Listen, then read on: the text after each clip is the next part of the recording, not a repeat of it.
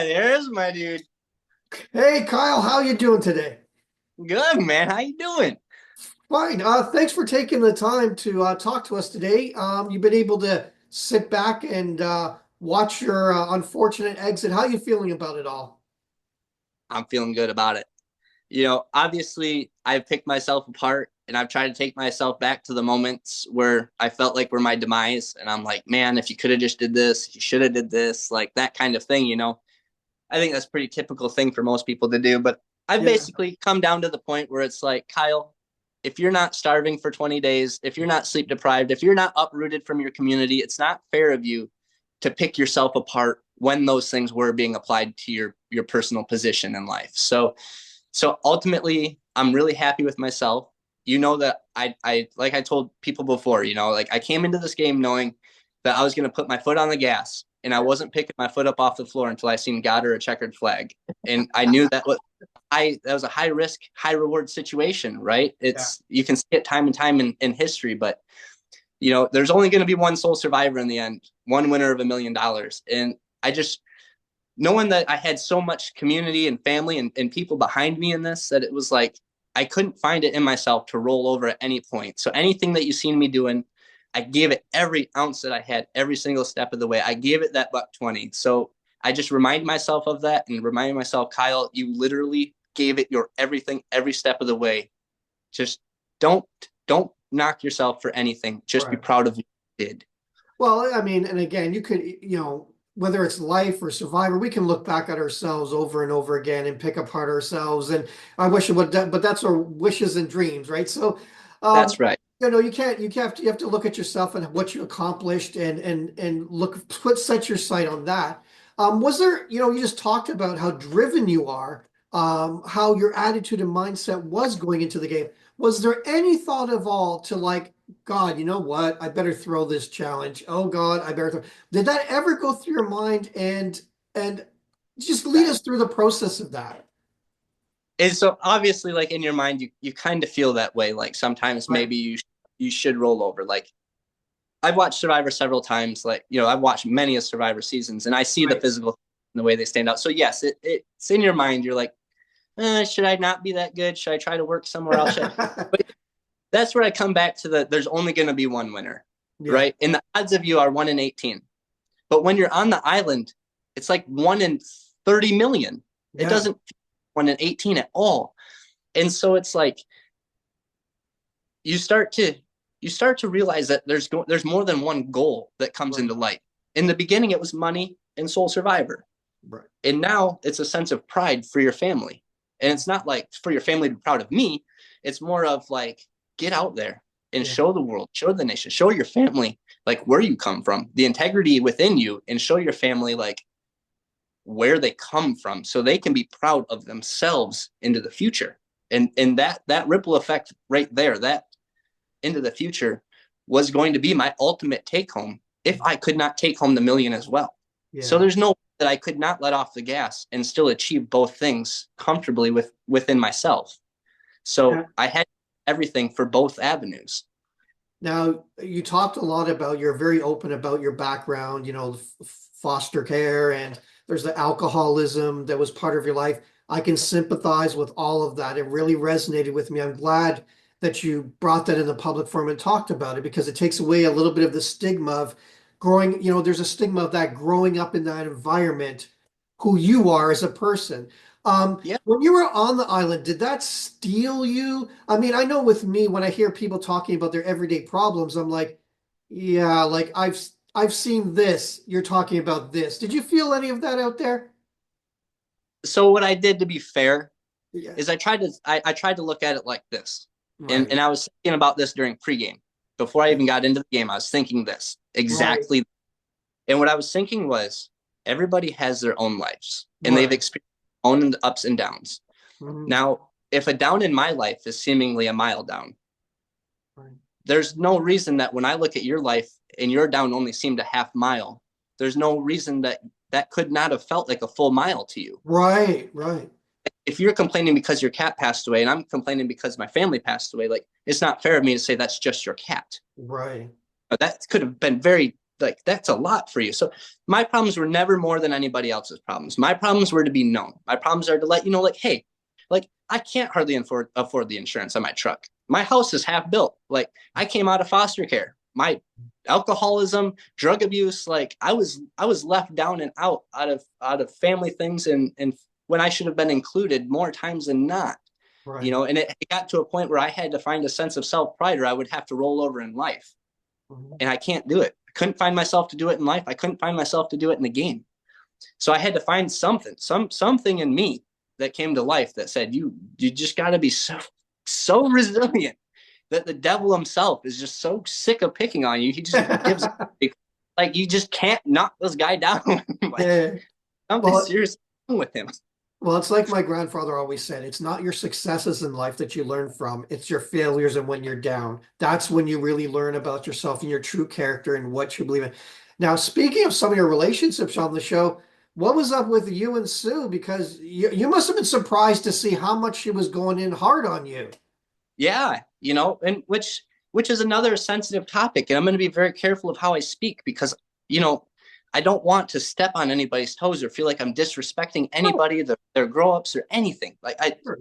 genuinely love Sue. I seriously do, and we've had nothing but positive things to say to one another outside of the show. We've even hugged Wow. each other, smiled, everything, not one negative thing. But what was off-putting to me was, like, you know, saying that, like, things like I was being male dominant, Yeah. when it was like I was giving very genuine hugs and gentle touches, and then you have people like Gabe beating on his chest and, like, screaming challenges, and I'm like, I'm the dominant one, I'm Yeah. rubbing you that way. And then it's like, I voted against her in the TK moment, and I tried to explain to her I didn't want TK to go out feeling like everybody was against him so early in Right. the game. Journey was cut short, like, so short, that I wanted him to go out feeling like there was somebody there still with him.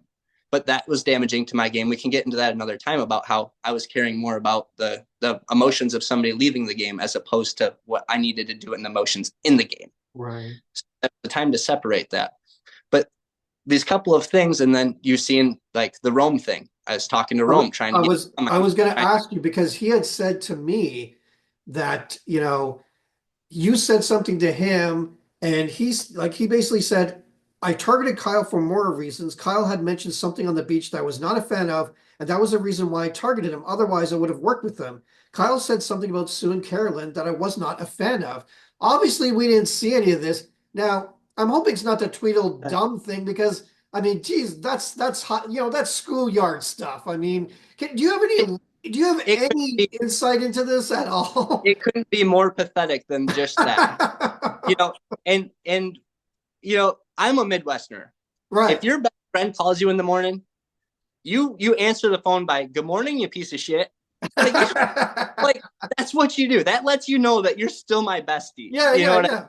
And so my choice of language anyway can be off-putting to many people, though there is a lot of gentle and kindness behind it. Right. And so it was a very good move on Rome's end. I'm not going to highlight it because he had his opportunity and he missed it, but it was like a Mad Lib, right? What he did was he took somebody that was genuine, somebody that was very honest, somebody that Rome made these accusations and these things. He brought these things to light, because it was after in the interviews, right? When Rome was Right. asked, why didn't you work with Kyle? Yeah. And he brought it to light after he was out of the game. After. Yeah. And so what he did was he watched me through the game up until the point where he's voted out.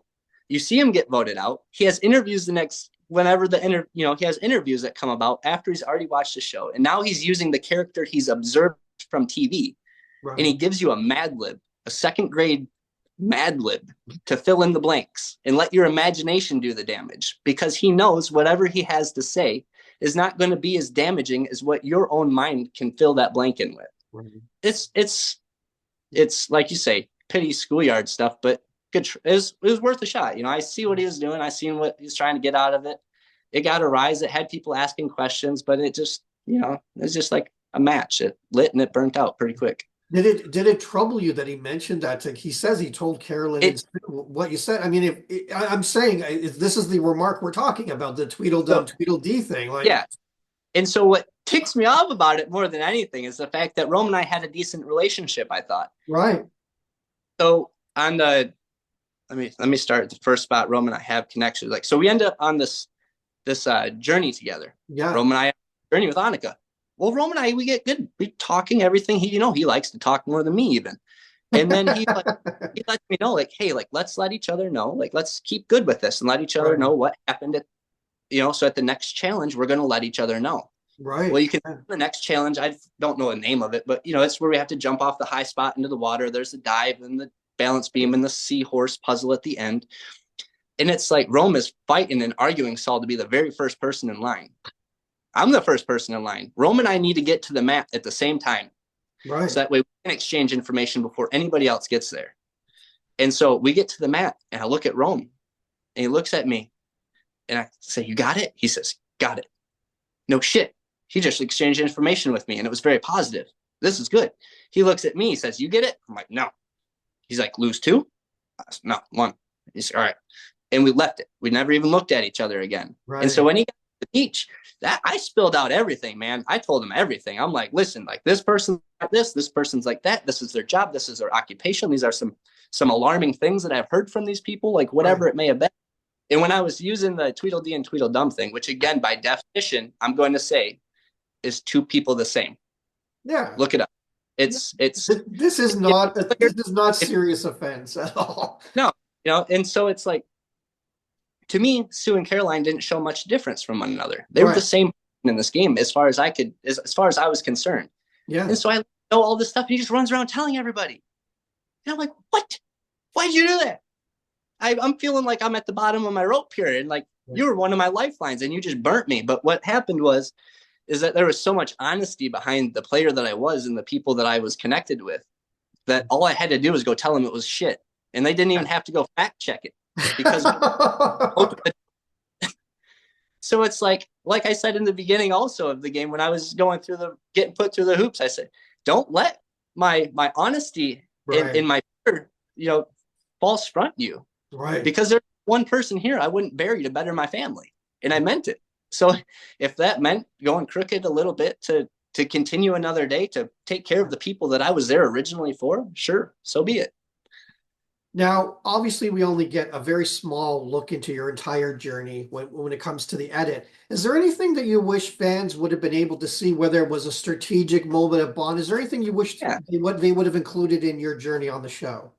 So, all right, I'll hit it kind of quick for you because we don't have time.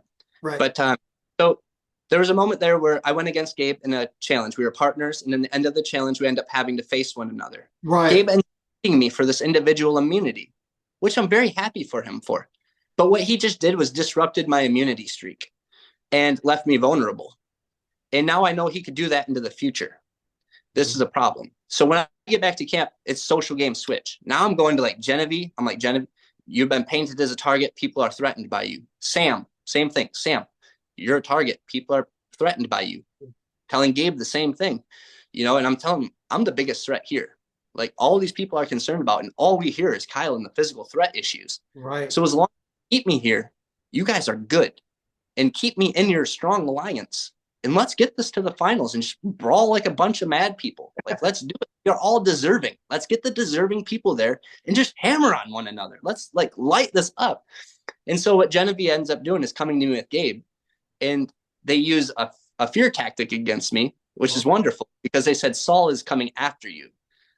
Well, I love Saul. He's amazing. I've never seen somebody cut through the shit as quick as Saul. And he's so personable. I love him.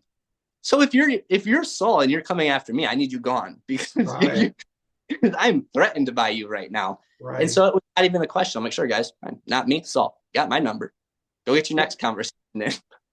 So I think that there was a little bit of strategy when I brought it to light, saying, hey, like you can see that the threat order's been getting hunted. And if you get rid of me, you guys are domino effect after this. Very obvious. Now, just a couple more questions for her. But one, I mean, obviously, as a member of the jury, you have a very big responsibility in picking the winner. Obviously, you can't say who you chose in the end. But when you were thinking about, who deserves to win all that, what were some of the things that you were weighing on your mind? What were some of the things that you were thinking about, Kyle? So I was using personal experiences, right? I was look at the way that this would benefit you in your life, and not just like financially, but like you in your life. Like going to do for you. And like, cause it's that, again, that ripple effect. The money can be burnt out quick. Poor decisions and all of this, like you can understand that you can burn through $1 million fast in life.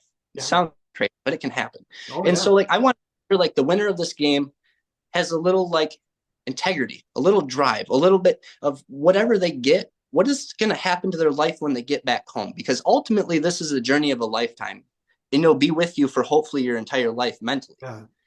But ultimately, this survivor, Jeff survivor, they have the ability to let you gain so much ground so quick in life.